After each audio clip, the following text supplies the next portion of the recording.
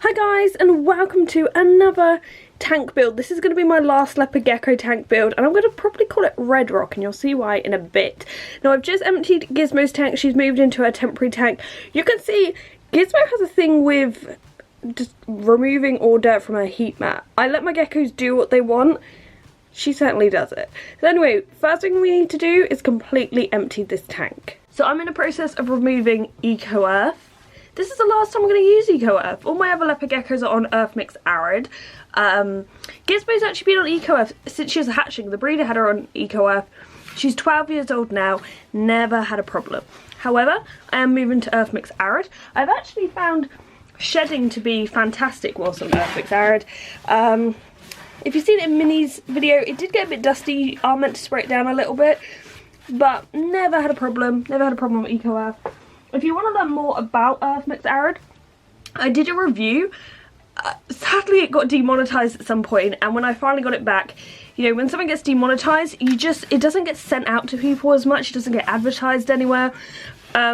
So you may have missed that. So if you want to learn more about the substrate I use, I will leave that link. My room is a complete mess. So as well as doing Gizmo's tank, and I've done Drogo's, which you've probably already seen, I want to take this opportunity to put everything away, clean everything, fix what needed fixing. For example, the back of my wardrobe was coming off. I needed to fix that. I did that. Got my mallet here. But yeah, it's a complete mess. I have a box of wigs. So I live in the attic and I have a box of wigs. I'm basically Roger. Here's a bunch of stuff. Fogger. I still use a fogger, but I need to get it all out and clean it again and set it back up. Microclimate is going. Drogo is here. Let's get back to building. Oh my god, guys, it has been a while. So today I have been cutting down as much as I can. This stuff is so tough. I've also done 2 holes here, and I've had to actually use a proper drill piece for this. This is how tough it is. And there's a little gap here for leads to go through. But ultimately, we're going to just put vents around the other way. You'll see how it goes. But now, I need to use expanding foam. Right. I've just piled on the rocks to keep everything down. You may be wondering why I'm using expanding foam. If you saw Minnie's build, it worked really well. It dried really quick, kept everything in place. However, when using expanding foam now, it's not coming out of the tube right because it's already been opened, but I have had it closed properly for like less than a week, I'd say. Maybe a little bit more actually. But this background is bent, it's curving, and the expanding foam is not expanding, so we'll have to wait and see in the morning how this actually turns out. I decided to go ahead and do this side since the background was dry. This happened. But I'm hoping to either cut that bit off or cover this corner with something. You can kind of see from this angle, you can see the gap. But I figured I'd show you me doing this side and how the expanding foam really isn't working for me, but it is sticking really, really well. This expanding foam I've used pretty much in all my tanks now, and I would definitely recommend it usually, but I think because I've opened it and I've had to store it for a bit, it just isn't quite working right. This is how it's looking. So I have some fake rocks here. You may have seen them in Diego's build because a lot of his was built up by expanding foam and these fake rocks. And I had 2 that came with the background when I originally ordered it.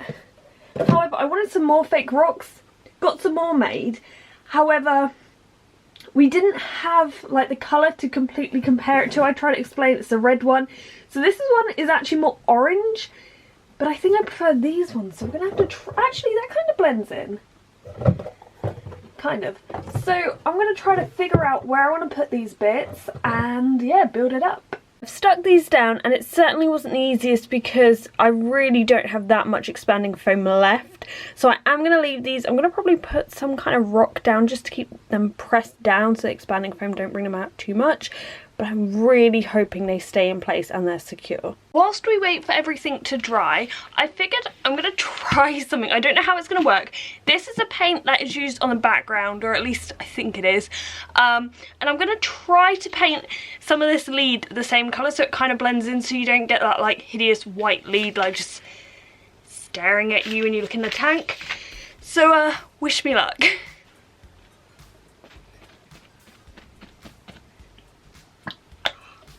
Oh no.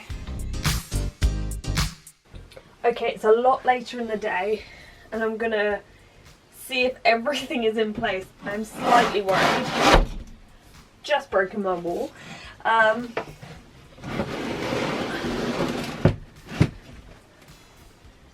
Well, nothing's dropped yet. Okay, so we do have some sort of ugly bits where, like, the black has obviously expanded around here. But it's okay, things are in place. I think I can try to cut them and make that a little neater. We have plants we're going to stick around. I went to put on the light and then I realised that lead from the light is actually still drying. So let's go and check it.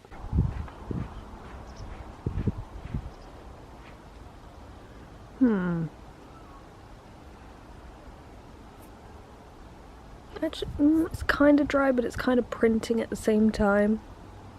But it's not too bad looking, actually. Okay, things are in place, light is on. I have stuffed that in the corner and it is staying there. I want this to be out more, but there's just not room. Maybe I'll fix that. I quite like this being under here. We have to imagine there'll be substrate in a hide, but I kind of like how it pokes out. And also Gizmo, if she wants, she can climb up here and climb up there. There will be a vent there, don't worry. And this will be one of the hides, or maybe a bigger one, and I might put this succulent on it. I have talked about these plants before. I will leave the link to the Etsy store I got them from. I use them in all my naturalistic tanks, and because I just kill succulents, I can't help it. It's just, maybe it's a talent, I don't know. But these are working awesome. So this is how it's looking so far. So I've just been fixing the lighting. Now basically it comes through this vent. I made a small hole so I could bring it through, and you can still see the lead, but I don't think it's as harsh as if it was white.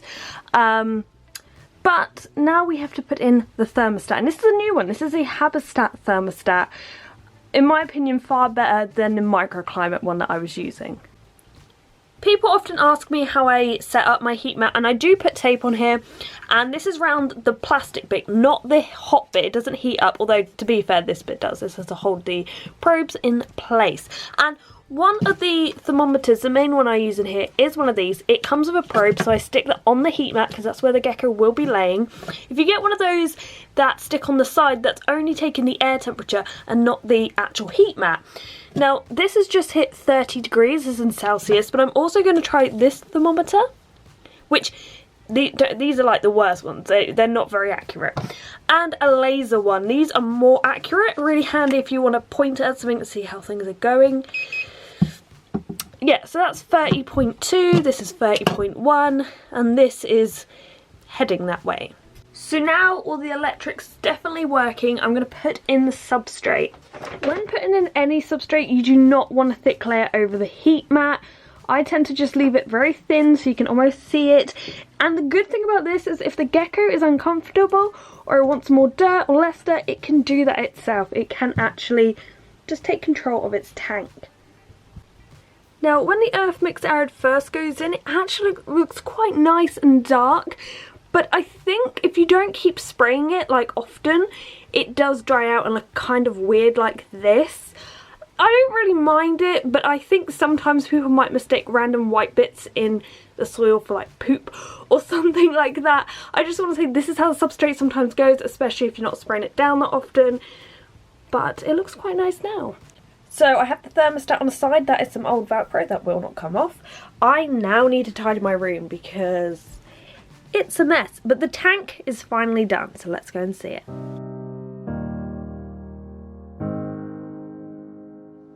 So here it is. This is definitely the red rock one. I don't know how I feel about it. It's okay. Obviously I don't have red rocks to actually pile up over here, so we've had to use this. But what I feel like this is, everything kind of slanted, but Gizmo could definitely climb up it. We have a plant over here, a plant here, which I haven't stuck down because I can move it if I don't like it. I really love these air plants. These are like one of my favourites, and I like them just coming out of there. But as I said, if Gizmo wants to, she can climb up here, get on here, get on here. And what are the chances she's probably going to poop up here? A lot of people have noticed this, and I've noticed this with Ziggy and Diego. But it seems like leopard geckos try to find a very high point to poop. I don't know why. I don't know if that's true. This little rock here is actually a hide, and I've cut a very small area in here, so it kind of just looks like a rock, but actually the gecko can dig out boom, boom, boom, in she goes. So it looks quite shallow, but actually I think it's going to work. And this area, this can actually double up as a feeding area. If you have loose substrate, it can be a pain if you have mealworms. Of course, you can watch my feeding hacks video where I have a pretty smart way of feeding mealworms. But if I want to put them out, I can put them here.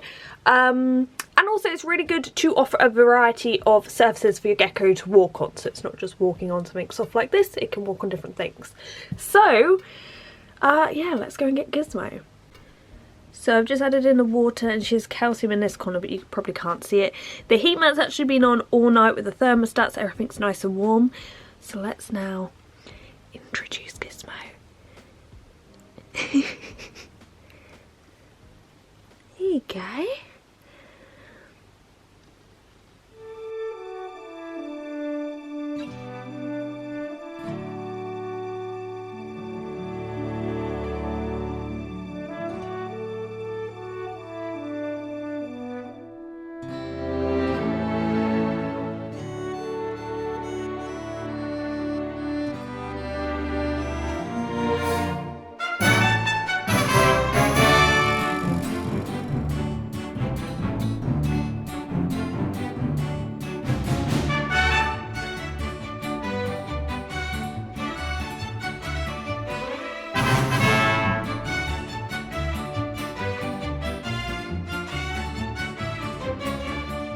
Gizmo has found a secret tunnel. She'll probably dig out some dirt so she can make it more of a tunnel, but I hadn't even noticed from under here, under this rock, there's a secret hide. So it looks like Gizmo is definitely checking everything out. I like aspects of this when I look up close and stuff and I see Gizmo, and I think you actually realise how big everything is when Gizmo's in it. Like, the rocks look massive compared to her. But yeah, I'm just glad it's done, and she looks absolutely tiny in there, and hopefully she likes it. Hopefully you've enjoyed today's video. Where is she going? I think she's confused. But I hope you've enjoyed today's video. If you haven't already, please subscribe, it really helps. And we're actually getting closer to 150,000. I mean, I know we're still a little bit far away, but there's still hope. So if you haven't already, please subscribe. Thank you so much for watching, guys, and goodbye.